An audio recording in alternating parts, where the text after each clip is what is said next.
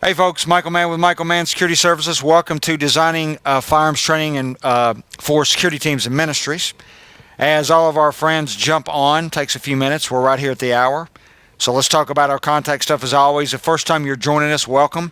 There's about 26 other webinars on our website and on our YouTube page. I would suggest you guys go to those, thumb through those. There's about a year worth of content on our YouTube page, so jump on those. A lot of free information that you guys can use. All right, so to get a hold of us, MichaelMannSecurityService.com, the website. You can send us a message through that. You can give us a call, 615-606-1006. You can email us at ScottM, SCOTTM, at MichaelMannSecurityServices.com, or you can get us at contact@MichaelMannSecurityServices.com. And you can always get us on Facebook at Safe with Man or on Instagram also. All right, what do we have coming up? Real quick, Sunday, September 27th, Part 2 of the Israeli security concept of what we now call behavioral and threat detection. That's field threat assessment. So if you took level 1 last month, this is actually level 2. This is how to conduct the threat assessment once you've determined that you potentially have a threat or that intent and capability of the adversary to do harm to your ministry, church, or location. That is a virtually instructor-led training event. So that is all online, 1 p.m. to 4:30 p.m. Again, Sunday, September 27th. And that is $60. You can register via our website, or you can go straight to the Eventbrite page and see it under Michael Mann Security Services. All right. This is free content. Let me go over this just real quick, something we're about to start up here. So I've been a member of the American Society for Industrial Security, 17 years. And so they have board certifications, which is the gold standard internationally for security professionals. Now, as is, in these certifications, this is, you need to, validate folks through training and education also, but these certifications are, they're the gold standard in security for security management, physical security investigations. And so, I've been a member of As Is for a long time. I'm the chapter chair for here in Nashville for the Middle Tennessee chapter. And so if you're looking to get a certification, your CPP, your Certified Protection Professional, which is the gold standard in security management itself, then we start Monday, September 28th, 6 to 8 p.m., about 6 to 8 weeks. I'm going to lead a group through that certification process. And so what I'm going to do is I'm helping you study for the CPP exam. Now to do that, it's free, totally free. But to do that, you don't have to be a member of As Is. You can take the exam, register, take the exam. First, you got to register to get certified first. They have to determine if you meet the requirements, and there's some requirements to even sit for the exam. And then if you meet those prerequisites, then you can. They'll send you the links or tell you what to do that you've been certified or that you qualified to sit, and then you'll register to take the exam. This is the process of me walking you through to teach you, number one, how to study, and number two, just help you through the process of what that exam looks like. You have to have access to the Protection of Assets Manual. That is that's a series of these. There are 7 books, and they're pretty thick. They cover everything from security management, security operations, physical security, investigations, emergency management. So you're certified. If you pass the exam, you're a subject matter expert in those 7 domains, which again, internationally, if you want to be a security professional and you're looking to get in the field, this is what you want to try to get certified in. It is not easy. I hold both the CPP and the PSP certifications. I've been in the industry for a long time, and I will tell you both exams are not easy. So you have to study. And so I'll walk you through that process. If you've got questions and you think you want to be a part of this, because it doesn't cost you anything, this is my payback or this is my give back to an industry that has been an absolute blessing for me. And so if you have questions, you can email us. You can email Scott at ScottM at Michael Mann Security Services. You can get me at contact at Michael Mann Security Services, and we'll answer those questions for you. Scott's going to be taking part in that study group also. He's in the process of studying for his CPP. So that's absolutely free. We start on the 28th. That is a 6 to 8 week commitment. It takes that long for me just to walk you through the process. It is a very extensive exam, but the CPP is a very sought-after certification in the security world. And when I say world, I mean outside of the United States, internationally. Okay? All right.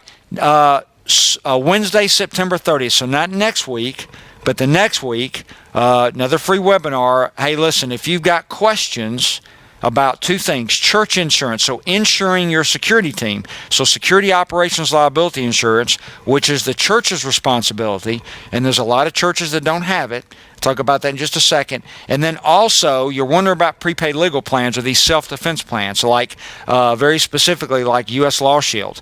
All right, so on the 30th, our free webinar is going to cover those two elements. I'm going to talk about church security operations, liability insurance for that, and then we're going to talk about these prepaid legal plans or these self-defense plans, and we'll have somebody here to talk about that very specifically, the prepaid legal plans. But I get emails several times a month from churches, and what they've done, they've heard me on a webinar up here. I've done training for them, and they have not notified their insurance company that they have a security team or that they have an armed security team. When they do that, the insurance company sends us email back with what some of us call a survey, some people call it an assessment, and it starts asking a bunch of questions.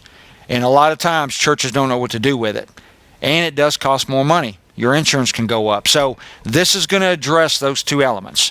So I think we've got this set for an hour and a half. It's not next Wednesday, but the next Wednesday, September the 30th. You don't want to miss this one. It's already out on Eventbrite. Go ahead and register for it. And again, we're going to have somebody here from U.S. Law Shield to spend about 10 minutes just talking about the self-defense plans. I'm going to talk a lot about it, but we'll have somebody here that can kind of walk you through their process also. Okay? Urban Rifle, that's going to be Friday, October the 9th, 5 to 9 p.m. This is a non-firing course. So with ammo the way it is, and really the most important thing, you need to shoot the rifle, but just like with a pistol, what people are not taught to do is manipulate that gun and the mindset behind that gun and using the gun very specifically indoors. So Friday, October 9th, if you're in Middle Tennessee area, we've got this 5 to 9 p.m. You will need a rifle. I will supply everything else to include force-on-force equipment. $75. It's use of the rifle inside the home for personal defense. And again, it's a non-live fire training course. And so we just finished Enhanced Concealed Carry Friday last Friday. I had a good group in that class. We did that the same way. And so good class, and you don't have to spend $500 on ammo, and you're going to learn a lot of stuff out of Urban Rifle, just running the gun and learn how to defend yourself in your home. And we've got force on force, so we've got some stress exercises at the end for you. All right, Tuesday, October the 6th, Serving the Church, a primer for Security Ministries. Preferred content, folks, $20. I'm going to teach whoever's interested, whoever wants to come to this. It's going to be Facebook Live. We'll see you on October the 6th. Teach you the process of setting up your security ministry, both from a legal side, from the standard side, and all the things that you need to do that. It's $20, October the 6th, right here, 6 p.m. to 8 p.m. It's 2 hours. We've already got folks signed up for it. That is actually through Facebook. We don't have that on Eventbrite. That's all through Facebook itself. It'll be on Facebook Live. It's on the our Facebook page. All right, last thing, behavioral-based threat detection, Module 1. So this is the Israeli security concept. We just added quite a bit of content to it, and so we've just renamed it.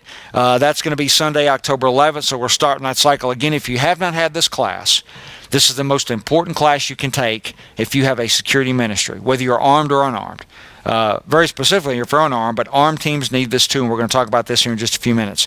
So we're just starting the process over again October the 11th, and we'll have Module 2 sometime either at the end of October or beginning of November. We'll announce that once we put it up. All right, expectations for our training today or our webinar, about 30 minutes in length. We're at about 16:07 now, so we'll get you out of here about 16:37, somewhere around that time. So we're going to get into the standards. What is a standard? What's a standard for church security team? We talked about that ARM training or those ARM requirements, and then we're going to give you some considerations, and then we got a Q&A at the end. Okay, all right, here we go. 16:08. So let's get you guys out of here in 30 minutes or less. So a standard. What is a standard? Okay. Here's why we're talking about this.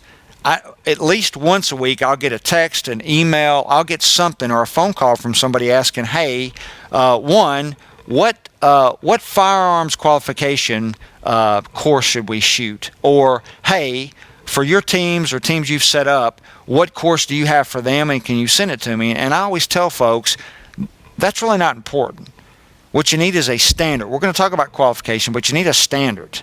So you have a program. I don't care if you're a church, some other kind of ministry, you're a private protection professional, whatever, you need a standard for yourself and your team. So a standard defines the specific content and requirements for a program. So that tells you what you need to do to have the program in place. training is the act of teaching someone or a person a particular skill. So a standard is going to be the content and the requirement for the program itself. The training, which is another big part, without the training there is no standard. That's where someone comes in and teaches a person or persons a particular skill. Here this is going to be firearms. And then the qualification, which is what everybody asks about. Nobody ever asks about a standard or training, but they ask about the qualification piece. That's the conditional requirement that is needed for you to do whatever you need to do, like carry a weapon, and that evaluates those basic skills. So don't worry about the qual course. Start thinking about what your standards or that specific content and requirements are going to be. And also, to get that standard, you've got to have the training, and then the qualification comes last. And that training is going to be provided by a teacher that's going to teach that very specific skill. We talk about firearms, we're talking about multiple skills. We're talking about everything from loading, unloading, so basic manipulation, marksmanship, mindset, and then the qualification piece is always last. But the most important part of this really, when we start to talk about training or about the standard really, is the training piece and all the documentation that comes with it. The qualification piece is always the easy part. And we always get that last part as a question. That's the last thing you need to worry about. All right? All right. So let's talk about considerations when we get into your firearms program and your qualifications, or whatever you guys want to call them. So number one, prevention should be your number one priority. I know we're talking about guns and response, but firearms should be secondary. Even if you have an armed program, as always, I tell you guys this every week, prevention should be your number one priority. I'm going to tell you something in a second most of you guys don't know. All right? So prevention is always deterrence, my ability to psychologically impact the adversary from attacking my site. Number two, it's intelligence, that information that we gather about maybe a person who we believe may be an adversary. And then that takes us into the threat assessment process. And then, of course, reporting. And that's that SAR that we guys have sent, or that we have sent you, or sent a lot of you folks, or that suspicious activity reporting program that either we've sent you those SARs, or you've been through our threat detection or early security concept, and we've talked about that, and then we've sent you some more information about that because that's part of that program. Threat spectrum and characteristics. Just understand prevention is so important because, look, the adversary right now is not in the parking lot like getting engaged with security teams 30 yards away. When we start talking about churches and ministries, folks, the adversaries are walking in the building, walking straight into the sanctuaries and shooting people undetected. So there's no big fights in the parking lots. Nobody's shooting one-handed. None of the security teams are having to wear thigh rigs and body armor. The bad guys walking for ministries, the bad guys walking right into your sanctuaries, and they're shooting people undetected. So the security teams don't even see it coming. And so prevention is always the key. You don't want to respond. So prevention should be number one. The firearms thought process should be number two. Then there's all kinds of legal requirements and concerns when we talk about the use of deadly force anyway, and that's what we're going to talk about right now. I'm going to this video. I want you to watch the video again. All you guys have seen it. Everybody likes it because you see this guy shoot the active shooter. But I'm going to tell you something very surprising after you guys watch this video. And think about what I just told you. Legal requirements and concerns and what that means. Okay, you guys have seen this. I think we've shown this 3 or 4 times. Adversary's back there in the back, just like Darth Vader. He's about to kill the security team member, who's going to get up in just a second. He kills the usher, and you're going to see all kinds of guns everywhere. Okay, watch this, and I'm going to tell you something that I just found out myself last week. All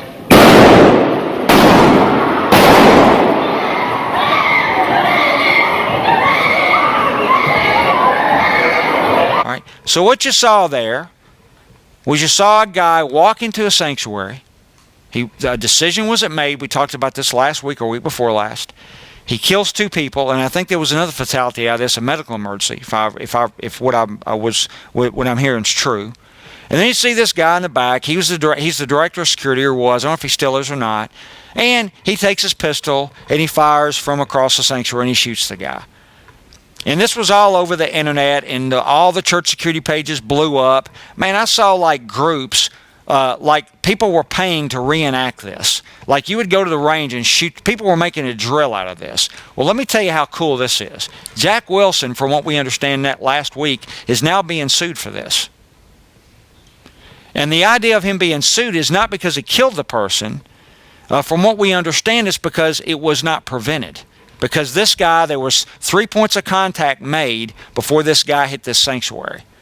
And so when we talk about firearms, this is what everybody just loves watching this video and how this guy shoots somebody in the sanctuary. But here's what we forget about. Number one, 2 people are dead. Number 2, now, from what we understand, from good information, he's being sued. And he didn't deserve to be sued, shouldn't be sued, but that's not the point. The legal consequences if you use deadly force. So even in a firearms training program, our number 1 priority should be prevention, so we don't have to do this. Great shot made by the guy. He stopped it. He neutralized the threat, stopped anybody else from being hurt. But understand there are going to be legal consequences behind this. So our first priority is prevention, and your training program should always look at that. And that is going to help you. If you have not notified your insurance company, you have armed people on site, they're going to want to know. And then when you tell them if they didn't know, you're going to start getting, they're going to ask you to fill a survey out, and they're going to ask you a bunch of questions, and it's going to cost you more money. And that prevention strategy is a risk mitigation tool that is going to keep that price down for you guys. And we're going to talk about that on October, is it the 6th, Scott, when we're doing the primer for church security? We're going to walk you through that process. $20, we're going to walk you through it. Okay? All right. So second consideration, there are no accidents in firearms. Only negligence. So I'm trying to get your mind right first before we start talking about the contents of your program. There are no accidents in the use of firearms, only negligence. An accident is something I don't control. Like I've got the green light. I see I've got the green light. Legally I can go. I look both ways. I see nothing. As I pull out in the intersection, a drunk driver comes off another street, or T-bones hits me and injures me in my car. I had no control over that. I didn't see it because when I looked, I didn't see him. He pulls out as I'm going through the intersection. I didn't have any control over that. Negligence is when I had a control over a situation and I failed to put some sort of mitigating factors or control measures into place, and that's firearms. Firearms are mechanical devices. They don't have a mind of their own. We control the firearm. So negligence, anytime there's an issue with a firearm, it's negligence. It is not an accident. Because we control that. It's a mechanical device. All right? Safety protocols must be built into your program. So start thinking about the mindset, and as we start to go through the process, now I don't mean like the 4 rules of firearm safety on the range. Anybody can do that. I'm talking about things in your program when your people are standing post that they know what to do. I think we've showed this video before. This happened in Pennsylvania. Security team is, I think it's before services. They're in a little room for whatever reason, in the security room. I don't know if they have roll call or whatever. Somebody pulls out a pistol and they start comparing pistols or ammunition or something. There is a negligent discharge and someone is injured. And at the end of this, the security team member is charged with a crime. So we start talking about programs and standards. Safety must be built in to this. Okay? I think we've showed this before. Police say security guards comparing their guns' trigger pulls led to a shot being fired in a church, and now charges have just been filed against one of them. The shot was fired last month at the Worship Center on New Holland Pike in Lancaster County. Security guard William Mays is charged with simple assault and reckless endangerment. Police say Mays unintentionally fired a bullet from his gun while exchanging guns with another guard in a church office. 2 of the 5 security guards in the office were hit by bullet fragments. So charged with 2 crimes, so safety must be built in. And so safety is not just to get on the range. You know, all guns are always loaded, never let the muzzle cover anything we're not willing to destroy, trigger finger straight to our sights on target we're prepared to shoot. And number 4, always be sure of our target, what's in front of it, what's next to it, what's behind it. Yeah, we always pay attention to that, but the protocols and the mindset has to be built into your program. Like, hey, the guns never come out of the holster unless there is a threat or an indication of a threat. They stay in the holster at all times. We don't compare trigger pulls. We don't compare the size of the pistols. We don't look at the new Glock 19 that we just bought off a gun broker when we walk in on roll call on Sunday. The guns are never seen and they never come out of the holster when you are on post or when you're going to report to post. Okay? So safety protocols must be built in. Number 3, Determine the regulatory requirements for your program. So something that a lot of people skip over, they don't look, especially when we start talking about ministries, because they don't know to look. Resources are always limited, and then sometimes this responsibility is given to somebody that doesn't know to look for that. So what are the regulatory requirements? Here in Tennessee, the only regulatory requirement to have an armed security volunteer is that they have either a enhanced carry permit or the concealed carry permit. So there's now 2 permits in Tennessee.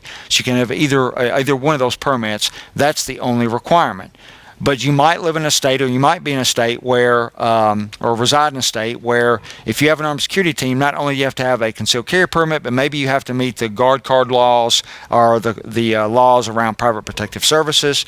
Also, what are the insurance requirements? So there's not just regulatory requirements from the state and from the municipality, but now your insurance company is also going to require you to do things. And again, these are where we get the emails and phone calls, and it's always a surprise. Again, and most of the time I've done some sort of training, some other training for a church or some other private organization, like a company, and they talk about having armed people on site, or they already have them.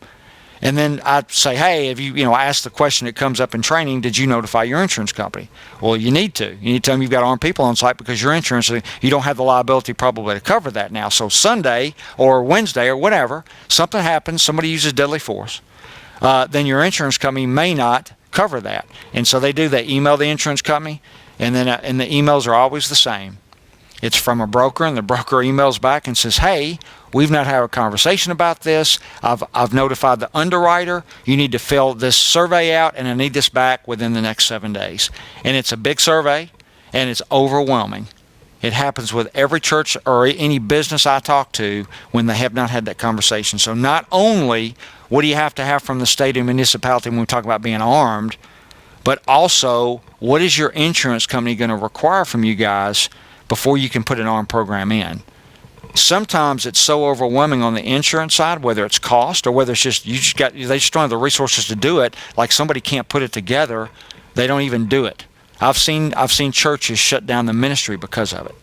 And so understand those requirements before you put the program in. Okay? Are the regulatory requirements sufficient? So, like, what is required, is that enough, number one, to meet your mission, which is protection, or prevention really, physical protection, which is prevention, and number two, to be safe. Is this going to be enough to keep everybody safe? So what are the expectations for your team? So again, what are the rules, what are the regulations, what do the policies and procedures look like, and what about enforcement of those rules? How are you going to do that? So is it enough? Is the training, so if you just decide, if you got to have an enhanced carry permit, a concealed carry permit, you say, look, it's volunteers, they're not going to go through anything else, this is what we're going to do. Is that training sufficient enough for the church? Is that going to make that person safe enough? And is that going to stop a problem if it gets to the response piece? Again, I think I've shown this video, or a video that was very similar to it, telling the same story. This happened in Utah. Teachers, if they have concealed carry permits, they're able to carry their pistols concealed inside the school system. A teacher was armed. She goes in the restroom, has a negligent discharge. The gun goes off. She's injured. She's taken to the hospital. I think I told you guys this happened when I was in Utah designing an armed chemical security program for a company. And so there was a bunch of upset parents throughout the state of Utah when this happened. And so when we start to talk about, are the regulatory requirements enough, here's a case, policy and procedure. Guns never come out of the holster. We are so detailed when we design armed programs. We have rules for your security team when they go to the bathroom. If they go to the bathroom, the gun never comes out of the holster, and there's actually a procedure or process if they literally have to go to the bathroom, and for whatever reason the pistol has to be moved around, or has to be taken around from their waist. And we don't need to go any more detail than that, but there is a procedure for that. And so a lot of times these things are not covered in training. And so the question you need to ask is, hey, are the regulatory requirements enough for us to meet our mission, number one, and number two, to keep everybody safe? And in this case, it was not.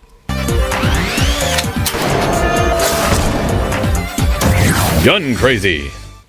Utah elementary school teacher shoots herself in the foot, literally. Another day, another school shooting in America. Only this one is slightly different from your run-of-the-mill bullied teen takes brutal revenge on cruel classmates scenario.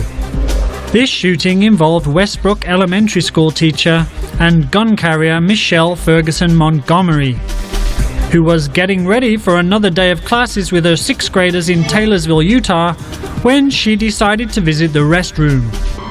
The details of what exactly happened next are unclear, but what we do know is that at some point Miss Ferguson Montgomery's concealed carry weapon discharged. The bullet hit the toilet basin, sending ceramic shards and bullet fragments into her lower left leg.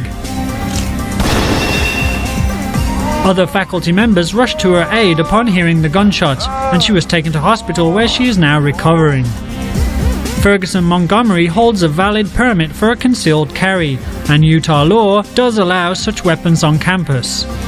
Nevertheless, maybe next time she should hang it on a hook when she's gotta go. Get the Tomo News. Okay. What happened here, I was there that week, and it's been several years ago, but what happened, I don't know why, but she took the pistol out of the holster. When she took the pistol out of the holster, there was negligent discharge, and then she was harmed because of that, or she was hurt. Not seriously, but very embarrassing, number one, and they ended up evacuating the school, and I don't know what happened to her from an administrative side, but anyway, very embarrassing thing, and it caused some stir in Utah. All right, so next consideration, the program requirements should be relevant to the mission and function of the security team. And so the mission, very specifically, it's a ministry. That's going to be very different. So protecting a church, some of those objectives are going to be different than protecting a bank. The look's going to be different. The qualifications may be different. The standards may be different. So when we start to talk about program requirements, make sure they're relative, or they are actually related or relevant to the mission of what the area, the protected area, protected space that you're actually safeguarding. So that program must be relevant to what it is you're doing. A perfect example is questions always get asked. I see them on boards. We start talking about ministries. People start asking questions about what kind of handcuffs you're carrying. What about rifles? What about body armor? I don't think there's anything wrong with having those things from a perspective of having more protection. But if you look at these case studies, these things, the adversaries are getting in, they happen very, very quickly.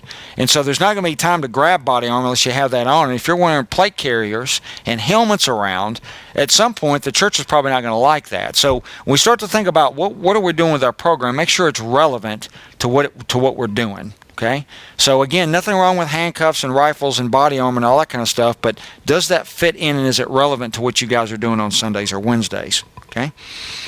The standards should be reasonable based on the available resources of the church or the organization themselves. So we're going to be a business too. Resources everywhere are limited, whether that's a bank or a church or some large private business. All the money is not funneled towards security, and so there's always a limited budget when it comes to security. So very specifically in ministries, remember we start talking about reasonable standards. They're volunteers. Again, when we get questions about firearms qualification courses and what should people be doing, first of all, it's not about the qualifications, it's about the level of training that you can give that volunteer, that person that works there. So sometimes that's based on resources, what they can be paid. In a ministry, that's a volunteer. So how much time do they have to be trained? And at what standard are you going to make them? Well, what's the standard? What are you going to make them do? What's the requirement? What's the expectation? So all this is going to be based on available resources. And if you got a volunteer who is not willing to give up 50 hours for training, then you're going to have to design your program around that. You're going to have to kind of take a survey to figure out what they're willing to do and what they're not willing to do. So your firearms program is going to have to work around that. You may not be able to have a 20-hour firearms course because your volunteers may say, we don't have 20 hours to give you. You may not be able to shoot a 50-round qualification course because your church may not have the budget to buy that ammo. And/or your volunteers may not have the money to pay for that themselves, especially right now. 9mm ammo, I've seen it now, it's over $1 a round for 9mm ammo. So ammo right now is very, very expensive, and I don't see it going down anytime soon. Probably not until 21, sometime in early 21 in the spring, and maybe not even then, depending on what happens. So again, this is going to be based on the resources you have. And so your firearms program is going to have to be designed around that. So don't think about the qualification program or what that's supposed to look like, how much ammo you need. Think about what the program is going to look like and what the standards need to be based on the resources you have, and that includes the people and the volunteers. What are they willing to do? And number two, what should they be expected to do based on what the ministry looks like or even the business? The use of law enforcement standards may not meet the ministry's needs. I don't think there's anything wrong with going out online and pulling a police qualification course offline and saying we're going to shoot this. But again, I go back to our standards and I go back to our training. Make sure that your security ministry, if that's what you want to use as a standard, make sure that they are trained to that standard. All right? So if there's one-handed shooting and shooting on the move in that qual course, then you need to make sure that they're trained on those very specific topics. Because if they're not, they may not be successful in this. And if they're not successful, then obviously, and this is your standard, then they shouldn't be armed. Okay, and that's not me telling you what your standards should be. But again, the law enforcement qual courses may not be what you're looking for, or it may not meet your need. And understand, if you look at firearms qualification courses for police departments, because they just copy each other, and it's just one big, it's been this way for, 30, 40 years. They start at the 3, the majority of them, and they go back to the 25 or 30 yard line. And I'm not saying that they shouldn't do that, but the majority of police shootings are less than 7 yards away. They happen in about 2 seconds, and there's 2 or 3 rounds fired. And so, again, if you look at police qualification courses, their standards, and really what they're involved with when they get into a shooting, it doesn't match up. And so it's probably not going to match up to what you're doing either. So just think about that. Again, think about your standard, think about your training, and then once you've got your standards and training set up, then you can talk about your qualification programs. And the police course of fire for your local PD is probably not going to meet the needs of your ministry or your security organization or team. Okay? The use of non-deadly force and de-escalation techniques should be included in your firearms training program. So use of non-deadly force and de-escalation needs to be part of your firearms training program. It should not be separate. That should be part of it. I talked about this, I think, last week. I talked about the hammer concept. The hammer is, I've got a toolbox, and the only tool in that toolbox is a hammer. And so if the only tool I have is a hammer, everything looks like a nail. Case study, I'm about to go to this video here. This happened in 2016, I think somewhere near Philadelphia. It's a church. Now this is not a security team member who did this, but it's a guy in the congregation that stood up to confront this guy, and he had a concealed carry permit. And so there's a guy that comes in, tries to sit down, the seats are reserved for somebody, the guy kind of gets into a verbal confrontation with somebody, this concealed carry permit holder stands up, walks over, kind of gets into it with the guy, shows the guy his gun. I guess on the video it shows a badge, but when you go back and start reading the news clips from when this happened back in 16, from what I read, it looks like he kind of showed his pistol saying, hey, I've got a carry permit, you need to sit down. The guy that was kind of causing the issues punches the guy with a concealed carry permit with a pistol, and the guy, the victim, who was the victim of the assault, pulls the pistol and shoots the guy twice. Now, this isn't a security team member, but this guy's got a carry permit in the state of Pennsylvania, which means he had to go to some kind of training to tell him when he could use force and when he can't, I assume. And so a lot of church security teams, the only training they have is the concealed weapons permit training. And so it's something to think about. The use of non-deadly force and de-escalation techniques are important in your firearms training program, and they should be included in it, to include judgment training. And that doesn't mean you have to have a $10,000 simulator. You could just, set up judgment training in a hallway with orange guns, okay? And you can just set scenarios up. So see the video here real quick. At Keystone Fellowship Church during Sunday morning's church service and sat down at a pew reserved for 2 other church members. A church member sitting behind Braxton touched his shoulder and told him he'd taken an already occupied seat. Braxton responded by yelling, and he refused to get up. Several church ushers and an associate pastor ran over to talk to Braxton and tried to calm him. Fellow churchgoer Mark Storms then approached Braxton and pulled out a concealed weapons permit badge.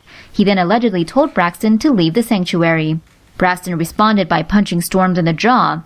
Witnesses say that Storms then shot Braxton twice, once in the arm and once in the chest. Braxton was taken to a nearby hospital where he later died. And the person that actually shot this person that was causing the ruckus was charged and then later convicted of voluntary manslaughter and reckless endangerment. And so he went to jail.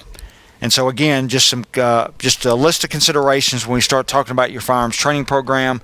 The qualification course is the last thing you need to think about. You need to start thinking about standards, regulatory requirements, what training looks like, especially if you're a ministry where your resources are limited, where are those resources going to come from? Okay? All right. So hope that information helps. Scott, we have any questions? Yeah, we do. All right. We do. Dwight from South Dakota, great governor over there in South Dakota. Yeah, South Dakota's awesome. Fantastic. Remember, she's a pretty lady, number one, and number two, she ain't scared of COVID. Absolutely, Not at all. absolutely. So Dwight says, do you think the training should all be the same? And what he means by that is, if you hire a vet for an armed security position inside your company, should you train them and teach them the same ways everyone else is trained, or just take their training into consideration and automatically qualify them, and business or church? Yeah, good question. Good question, sir. And again, hey, thanks for tuning in from South Dakota. You live in an awesome state. So the standards need to be the same for everybody. So here's what I wouldn't do, Dwight. I wouldn't, even if it's a vet, it's a former police officer. So you come up with your standard, decide what your standard is after you do your survey, and everybody meets that standard. Doesn't matter if they're a vet, they've been in combat, they're a police officer. For legal requirements, very specifically for your church security operations liability insurance and other coverage that your church has, everybody needs to meet the same standard. So they all should go through the same training. So it should be the same for everybody.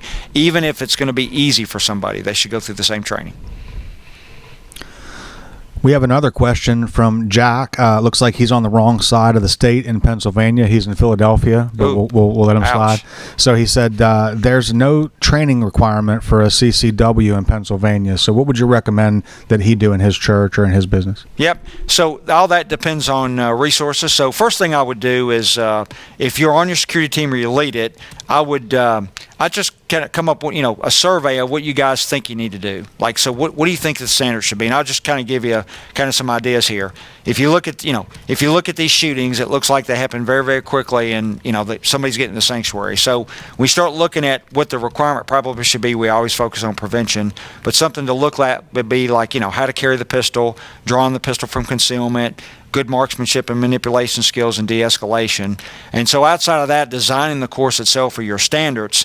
The NRA now, and again, I'm not pushing any training, so we're not selling any training here.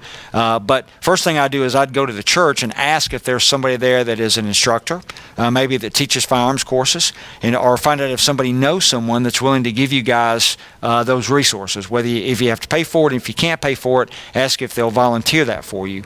If you can't find anybody there, or if you don't have the resources to do that, then you've got a number of organizations, to include the NRA and some other self-defense prepaid legal plans that actually provide training that's online that I think is free. And some of that stuff's free, isn't it, Scott? That's right. So that's the second place I would go. So first I would go to figure out what your standard is first. Second, go to the church and see if there's some resources there, somebody there can help you. And if they cannot, I would very specifically go to NRA website. And again, we're not pushing any of that. I'm just telling you because I just saw it today. There's some free resources there, and then some of these prepaid legal self-defense plans, like U.S. Law Shield, USCCA, they actually have some stuff online that's free for you. Is that it? Okay. Two good questions. Thank you so much from Pennsylvania and from South Dakota. All right, folks, that's all we've got this week. Remember, September 30th is the big one. That's, again, it's free. It's free content. That's already out on the Eventbrite page. I think Scott put that on our website either today or yesterday, so you can register through there also. That's going to be talking about your church security liability plans that cover you guys as security ministries, and also these prepaid, or what we call the self-defense plans. We've set that for an hour and a half. There's going to be a bunch of good free information that you guys want to tune into that applies to this. Okay? If we don't have any more questions, be careful. The world doesn't seem to be slowing down. It doesn't seem to be getting any less crazy. If you have time, I would specifically say a prayer for John MacArthur. John MacArthur is in California. If you don't know who he is, you can look him up online. He's all over YouTube. He's written, probably hundreds of books. And any book that he writes, I would suggest, especially if you're a believer, I suggest you guys read it. He is in California fighting not only the state of California, he's fighting the country. And so I think there was a decision here a couple of weeks ago where they told the state that they could not shut his church down and he could let people worship. And so he started bringing people back into worship. And then in California, there's some kind of weird rule or tax about parking lots. And then they're threatening to take like the parking lot away from them or something where people can't park. And so John MacArthur, who is a Bible preaching pastor with a very large church, I think he's in Los Angeles area, isn't he needs our prayers. And so believers out there, if you would, think about him and say a prayer for him this week, and continue to do that because he needs our help. He is not silent. He is in his pulpit, and he is very boisterous, and he is preaching the Word of God and needs some help. So if you can say a word of prayer for John, do that this week and remember him because he needs the help. I'm sure that somebody's looking out for him, but again, he could always use more assistance. All right, if we don't have 2 more questions, great. All right, what we got? So Jeremy says, in reference to the lawsuit out of Texas, how do you mitigate the fear of being wrongly accused, charged, sued in a situation that's clearly legal and justified? Yep, good question. So first of all, have a really good standard. What we talked about today, you guys come up with your standards on your training program, whether that's use of deadly force, non-deadly force, number 1. So have a standard. Build a training program that qualifies the folks around that standard, just like what we talked about, and then have some sort of qualification program and document that, number 1. So that's what's going to help you on the regulatory and the legal side, because the insurance is going to want that anyway.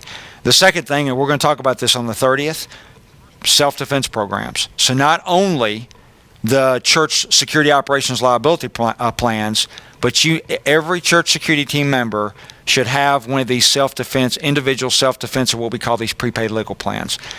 For U.S. Law Shield is like $10 a month without the add-ons, and you've got other plans out there that are different prices. So have a standard. Follow that standard, document all of it, make sure everybody goes through that standard. We just talked about that with one question, or that was one answer. And then second, outside of the church liability insurance that the church is providing, make sure that you guys look at these self-defense plans and have them. Okay? What's the next one? Last one is from our good friend Ann over in Nigeria. Oh, hello, Ann. I'm sorry. I have to apologize to Ann. She sent me an email like early this morning. I was running and I didn't answer till late, so I apologize to Ann for being late because she's probably about ready to go to bed. So I owe her an apology.